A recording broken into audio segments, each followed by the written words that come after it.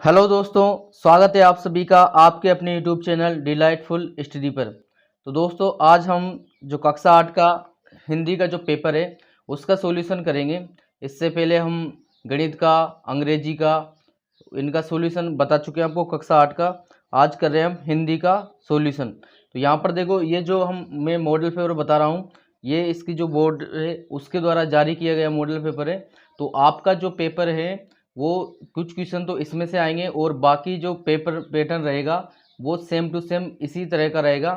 यानी कि इस पेपर में जिस तरीके से क्वेश्चन पूछे गए हैं उसी तरीके से आपको मेन एग्जाम में क्वेश्चन देखने को मिलेंगे। तो आप इस पेपर की सहायता से अपनी तैयारी अच्छे से कर सकते हो। तो यहाँ पर देखो, हम स्टार्ट करते हैं। ये मॉडल पेपर प्रश्न पत्र कक्षा 8 हिंदी, पूर्णांक 80 नंबर है और समय आपको वही 2.5 घंटे का रहेगा।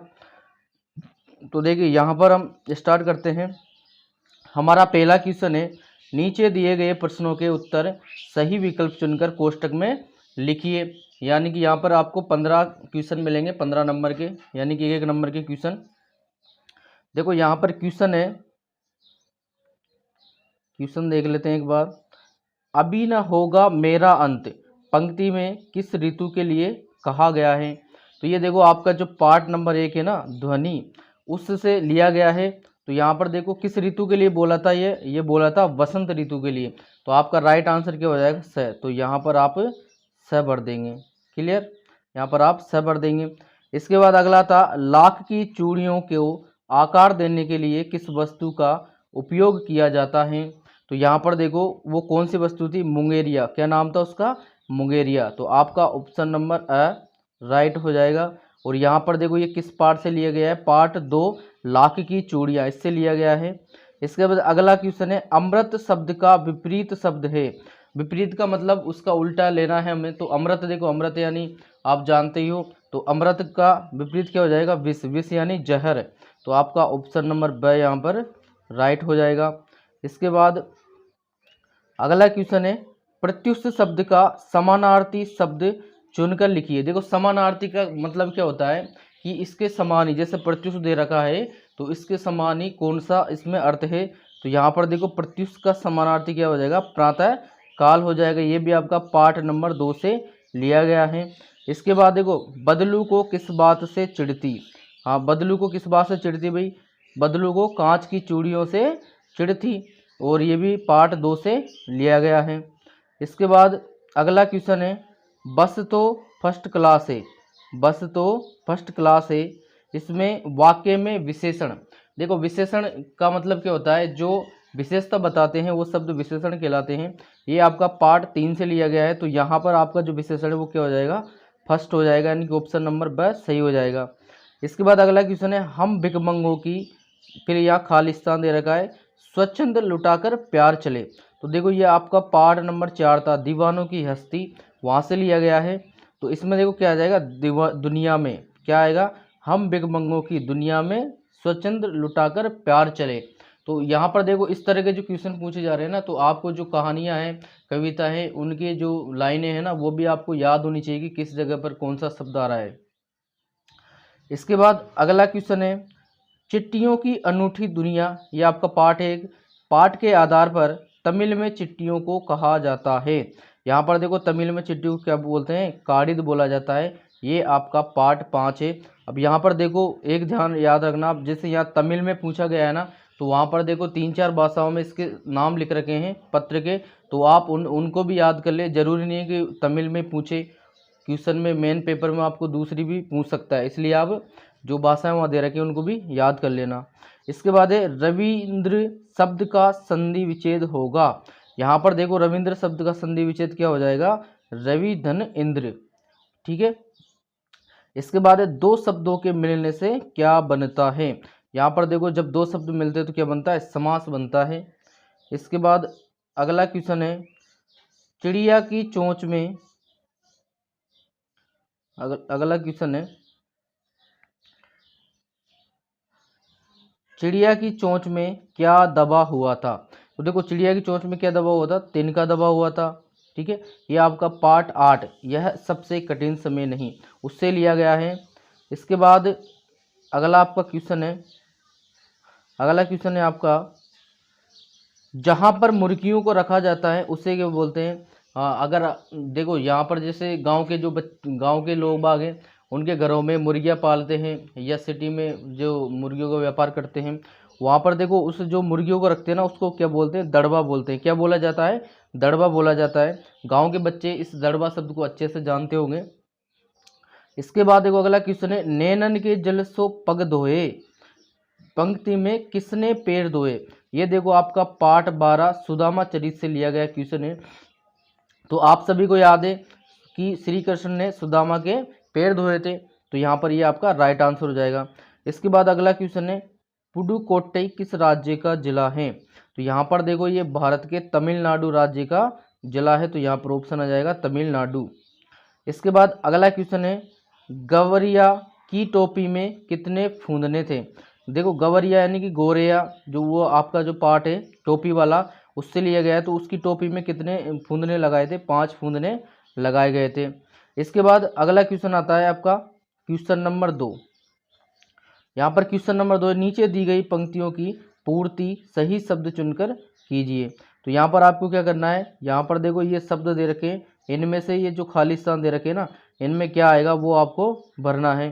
तो यहाँ पर देखो पहला है, अभी न होगा मेरा। इसके बाद देखो क्या आएगा? अंत आएगा। ये आपका पाठ नंबर 1 से लिया गया लाइन है। इसके बाद मैं ही अपना, यहाँ पर आ जाएगा स्वप्न मृदुल कर, ठीक है। इसके बाद जगह एक, इसके बाद आएगा प्रत्युष मनोहर, जगह एक प्रत्युष मनोहर। ये देखो ये जो तीनों क्वेश्चन है, तीनों जो खाली स्थान है, ये आपके केवल पार्ट 1 से ही लिए गए हैं।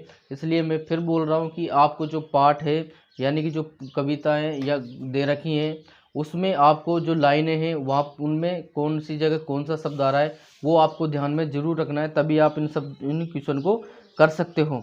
इसके बाद अगला है, धोती फटी सी लटी, फिर इसके बाद आएगा दुपटी। यहाँ पर देखो ये दुपटी, ये यहाँ पर आ जाएगा।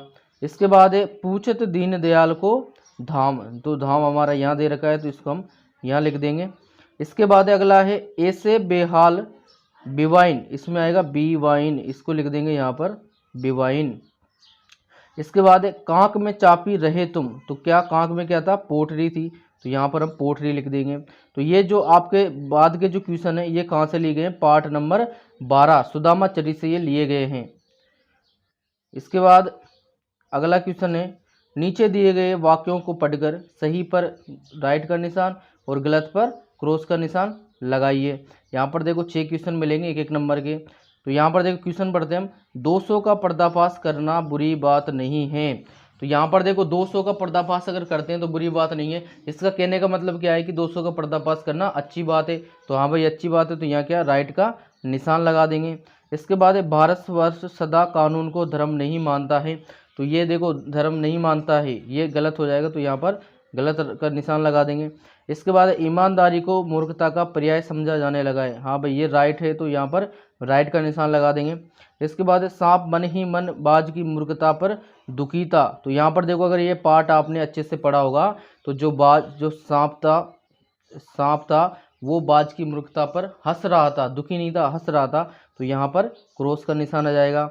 इसके बाद देखो अगला क्वेश्चन है, आदमी तो लिबाज से फकत लाज ही नहीं ढकता है, तो ये भी आपका राइट हो जाएगा। इसके बाद है, कपड़ा बुनने वाले को बुनकर कहा जाता है, हाँ जो कपड़ा बुनने का काम करते हैं उन्हें बुनकर बोलते हैं, तो यहाँ पर भी राइट का निशान आ जाएगा। इसके बाद अगला आता है आपका, यहाँ पर एक क्वेश्चन दिया है आपका किसका? व्याकरण का। तो देखो नीचे दिए गए शब्दों के 2-2 पर्यायवाची लिखिए, तो आपको पर्यायवाची भी याद होने चाहिए। तो यहाँ पर देखो पर्यायवाची क्या दे रखा? चंद्रमा, चंद्रमा के 2 पर्यायवाची हम क्या लिख सकते हैं? एक शशि लिख देंगे और एक सोम लिख देंगे। इसके बाद है पुष्प, पुष्प का एक फूल लिख देंगे और एक सुमन लिख देंगे।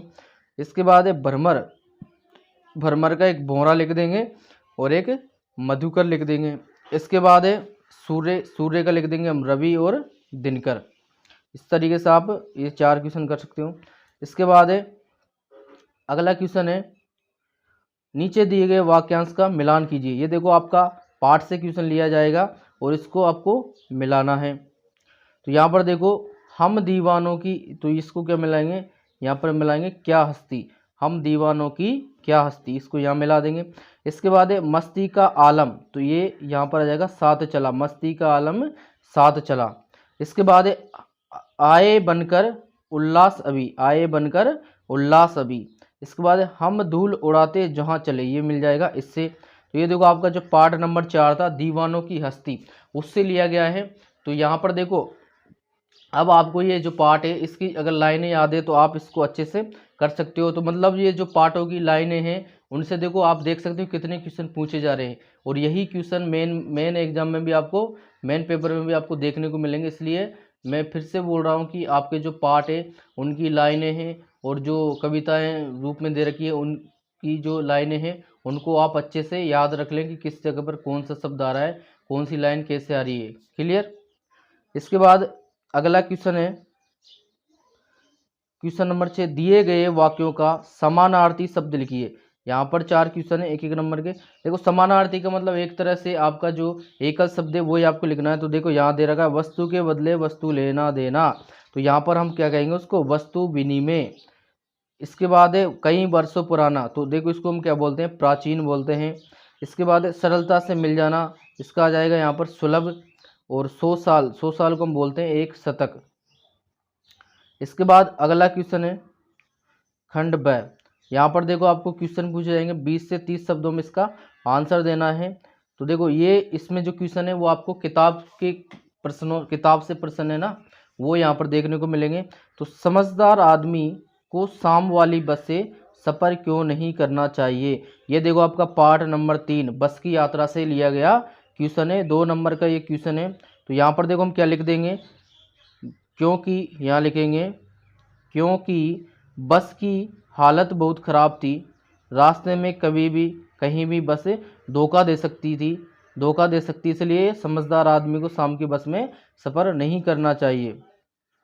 ये देखो पाठ के आधार पर ही था। इसके बाद अगला क्वेश्चन है आपको कौन सी ऋतु सबसे अच्छी लगती है और क्यों।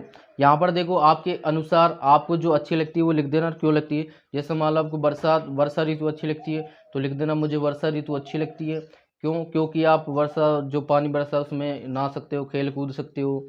ये अगर किसी को सर्दी अच्छी लगती है तो सर्दी लिख देना, किसी को गर्मी अच्छी लगती है तो गर्मी लिख देना। वैसे गर्मी तो वैसा कोई होगा जिसको अच्छी लगती होगी। तो यहाँ पर अगला क्वेश्चन आएगा हमारा, नीचे दिए गए मुहावरों का वाक्य में प्रयोग कीजिए। यहाँ पर देखो ये भी ग्रामर का क्वेश्चन है। यहाँ पर देखो 9 2 11 होना। अब यहाँ एक बात ध्यान रखना, आप जब भी वाक्य में प्रयोग करोगे तो सबसे पहले आपको जो मुहावरा दे रखा है उसका अर्थ याद होना चाहिए, तभी आप वाक्य में प्रयोग कर सकते हो। तो यहाँ पर देखो 9 2 11 होना, इसका अर्थ क्या होता है, भाग जाना। अब भाग जाना आपको अर्थ मालूम हो गया तो आप यहाँ पर कोई सा भी वाक्य बना सकते हो। जैसे मैंने बनाया है कि विद्यालय की छुट्टी होते ही बच्चे 9 2 11 हो गए। आप भागते हो ना, भागते हो कि नहीं भागते, जब स्कूल की घंटी बज जाती है, स्कूल की छुट्टी हो जाती है तो भागते हो आप। तो वही यहाँ पर उसी को हम क्या बोलते हैं, 9 2 11 होना। इसके बाद आंखों का तारा, देखो इसका आंखों का तारा का मतलब क्या होता है, बहुत ही प्रिय होना। आंखों का तारा का मतलब क्या हो जाएगा, बहुत ही प्रिय होना। तो यहाँ पर हम क्या लिख देंगे, सभी बच्चे अपने माता पिता के आंखों का तारा होते हैं, यानी कि सभी बच्चे अपने माता पिता के लिए बहुत प्रिय होते हैं। इसके बाद अगला क्वेश्चन है प्र उपसर्ग लगाकर 2 नए शब्द बनाइए। ये भी 2 नंबर का क्वेश्चन है। देखो उपसर्ग का मतलब क्या होता है, जो शब्द है उससे पहले लगकर उस शब्द का क्या कर देते हैं, अर्थ परिवर्तन कर देते हैं, वो उपसर्ग होते हैं। तो यहाँ पर देखो आपका प्र है, यहाँ पर हम एक शब्द लिख देंगे चार, तो इसका अर्थ क्या बन जाएगा, प्रचार। इसके बाद प्र यहाँ दे रखा है, यहाँ लिख देंगे भाव शब्द लिख देंगे तो एक क्या बन जाएगा, प्रभाव बन जाएगा। ऐसे बहुत से शब्द बना सकते हो आप, लेकिन यहाँ 2 ही पूछे तो हम 2 ही लिखेंगे। इसके बाद अगला है कोरोना वायरस से बचाव के 2 उपाय लिखिए। ये देखो कितना अच्छा क्वेश्चन इसने पूछा है। कोरोना वायरस पिछले 2 साल से अपन इसको झेलते आ रहे हैं, तो सबको पता है कि कोरोना का बचाव कैसे करेंगे। तो यहाँ पर हम कोई भी जैसे 2 बचाव लिख देंगे, हाथों को सैनिटाइज करते रहें, एक लिख देंगे मुंह पर मास्क लगा कर रखें, यानी कि जब भी आप कहीं घर से बाहर जाते हो तो मुंह पर मास्क जरूर लगाएं। इसके बाद अगला क्वेश्चन है आपका, गाड़ी चलाते समय कौन सी सावधानियां रखनी चाहिए। तो ये भी सबको पता है कि गाड़ी चलाते समय क्या रखना चाहिए ध्यान। तो देखो गाड़ी हमेशा बाईं दिशा में ही चलानी चाहिए, यानी कि बाईं दिशा में ही गाड़ी चलानी चाहिए। दूसरा क्या लिख देंगे, गाड़ी चलाते समय सीट बेल्ट जरूर लगाएं। इसके बाद अगला क्वेश्चन आ जाएगा, साइकिल को विनम्र सवारी क्यों कहा गया है? ये देखो आपका 3 नंबर का क्वेश्चन है। तो इसमें क्या लिखेंगे, साइकिल को विनम्र सवारी इसलिए कहा गया है क्योंकि एक तो इसे सीखना और चलाना बहुत ही आसान है और यह बहुत ही कम खर्चीली है, इसलिए साइकिल को विनम्र सवारी कहा गया है। इसके बाद अगला क्वेश्चन है, कामचोर कहानी क्या संदेश देती है? ये देखो जो कामचोर जो आपकी कहानी थी वो यहाँ पर क्या संदेश देती है, वो देखो इसका संदेश हम लिखेंगे। कामचोर कहानी यह संदेश देती है कि माता पिता को चाहिए कि बच्चों में घर का कार्य करने की आदत डालनी चाहिए, उन्हें निठल्ला बैठा कर नौकरों पर आश्रित नहीं करना चाहिए। तो यहाँ पर देखो ये जो कहानी है ये संदेश दे रही है, तो ये आप संदेश आप भी ग्रहण करें इसको। इसके बाद अगला क्वेश्चन है, नीचे दिए गद्यांश को पढ़कर प्रश्नों के उत्तर दीजिए। ये देखो आपका पाठ से लिया जाएगा यहाँ पर गद्यांश, 3 नंबर का 3 क्वेश्चन होंगे इसमें। तो आपको गद्यांश को देखकर ये जो क्वेश्चन पूछे गए उनका आंसर देना है। यहाँ पर देखो आंसर है, नदी कहाँ पर बहती थी? तो यहाँ पर देखो पर्वत की अंधेरी घाटियों में एक नदी भी बहती थी। तो हम क्या लिख देंगे, पर्वत की अंधेरी घाटियों में नदी बहती थी। इसके बाद अगला क्वेश्चन है, नदी और समुद्र के मिलाप के स्थान पर लहरें कैसी दिखाई देती थी? तो यहाँ पर देखो वहाँ जिस जगह पर नदी और समुद्र का मिलाप होता था वहाँ लहरें दूध के जाग सी सफ़ेद दिखाई देती थी। तो यहाँ पर हम क्या लिख देंगे, लहरें दूध के जाग सी सफ़ेद दिखाई देती थी। इसके बाद अगला क्वेश्चन पूछा है, शोर मचाना शब्द का अर्थ बताइए। देखो शोर मचाना आप सभी जानते हो, ज़ोर से बोलना या ज़ोर से आवाज़ करना, ये इसका अर्थ हो जाएगा।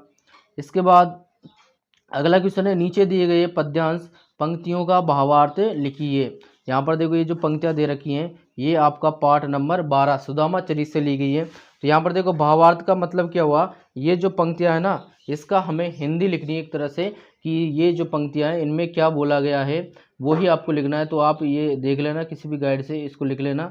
अब यहाँ पर देखो इस तरह के क्वेश्चन आप सोल्व करने के लिए क्या करोगे, आपकी जो पंक्तियाँ पद्यांश ये दे रखे हैं ना वहाँ पर आप इनका पंक्तियों के साथ ही उनका हिंदी अर्थ भी आपको याद होना चाहिए, तभी आप यहाँ पर कर सकते हो और आप 3 नंबर आसानी से ला सकते हो। इसके बाद अगला क्वेश्चन है, किसी एक शीर्षक पर कहानी लिखिए। यहाँ पर देखो आपको कहानी लिखनी है शीर्षक पर, मेहनत का फल मीठा होता है या जैसे को तैसा, दोनों में से एक पर आप कहानी लिख सकते हो। जैसे मेहनत का फल मीठा होता है तो इस पर कोई सी भी कहानी आप बना देना, 3 नंबर की है, छोटी सी कहानी बनानी है।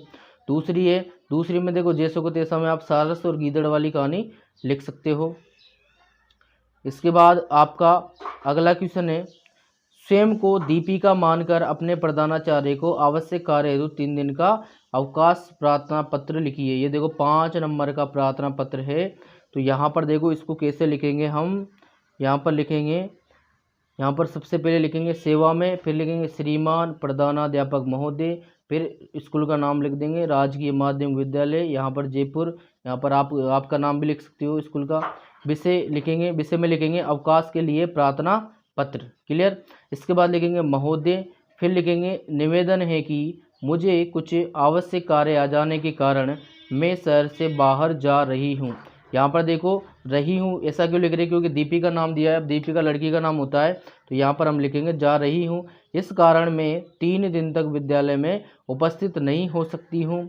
फिर इसके बाद क्या लिखेंगे, अतः प्रार्थना है कि मुझे दिनांक, यहाँ पर देखो दिनांक कुछ भी लिख देना आप, लेकिन वही लिखना जो एग्ज़ाम से पहले की है, ऐसा नहीं कि आप एग्ज़ाम के आगे की दिनांक लिख दो, ऐसा मत लिखना। तो यहाँ पर देखो दिनांक कौन सी लिख दी है, जो दिनांक जैसे आपने 23 लिखी ना तो 3 दिन आपको गिनने हैं, तो 23, 24 और 25, तो यहाँ पर 25 तक लिख देंगे, तक 3 दिन का अवकाश देने की कृपा करें। इसके बाद आगे क्या लिख देंगे, यहाँ लिख देंगे प्रार्थिया दीपिका, कक्षा लिख देंगे 8 और इधर लगा देंगे दिनांक। इस तरीके से आपको ये प्रार्थना पत्र लिखना है। अब यहाँ आप एक बात ध्यान रखना कि जो नाम दे रखा है ना वो जो क्वेश्चन में नाम दिया है वही नाम आपको इस उत्तर में लिखना है, यानी कि प्रार्थना पत्र में लिखना है। आपको आपका नाम नहीं लिखना है, अगर वहाँ पर नाम नहीं देता है तो आपका नाम लिखना है, अगर नाम देता है तो जो नाम दिया है उसी को आपको लिखना है। अगर यहाँ पर देखो अगर वो स्कूल का नाम भी दे देता है तो आपको यहाँ पर वही नाम लिखना है जो क्वेश्चन में दिया है। अगर स्कूल का नाम नहीं देता है तो आप अपने स्कूल का नाम भी लिख सकते हो, लेकिन ध्यान रखना यहाँ प्रधानाध्यापक के लिए बोला गया है तो प्रधानाध्यापक ही यहाँ पर होना चाहिए। इसके बाद लास्ट क्वेश्चन है आपका, किसी एक पर निबंध लिखिए। तो तो यहाँ पर देखो निबंध हमारा विद्यालय किस यात्रा का दृश्य, स्वच्छ भारत अभियान 8 नंबर का क्वेश्चन है, तो ये आप आसानी से लिख सकते हो। इस तरीके से आपका जो 21 क्वेश्चन है वो 80 नंबर के आने वाले हैं। तो डियर स्टूडेंट्स, यहाँ पर हमारा हिंदी की जो पेपर है वो आप समझ चुके हो और उसका सॉल्यूशन भी मैंने करवा दिया है। तो आप समझ सकते हो कि आपका पेपर कैसे आने वाला है और आप इसकी तैयारी कैसे कर सकते हो। तो यहाँ पर देखो आपकी जो इसमें ग्रामर है वो ग्रामर लगभग 14 से 15 नंबर की आपकी ग्रामर पूछी गई है। और जहाँ तक मुझे लगता है अधिकतर बच्चे ग्रामर में कमज़ोर होते हैं, और जैसे बहुत से गाँव में पढ़ते हैं तो वहाँ पर टीचर ही नहीं होते हैं, तो उनकी भी नॉलेज जो है ग्रामर में बहुत ही कम रहती है। तो अगर आप चाहते हो कि आपकी जो ग्रामर है, व्याकरण है, उसको आप मजबूत करें, यानी कि 15 में से 15 नंबर आप ला सकें, तो आप कमेंट बॉक्स में कमेंट करें। मैं आपको स्पेशली जो इसकी व्याकरण है वो आपको पढ़ा दूंगा और वहीं से आपके सारे के सारे क्वेश्चन आपको देखने को मिल जाएंगे।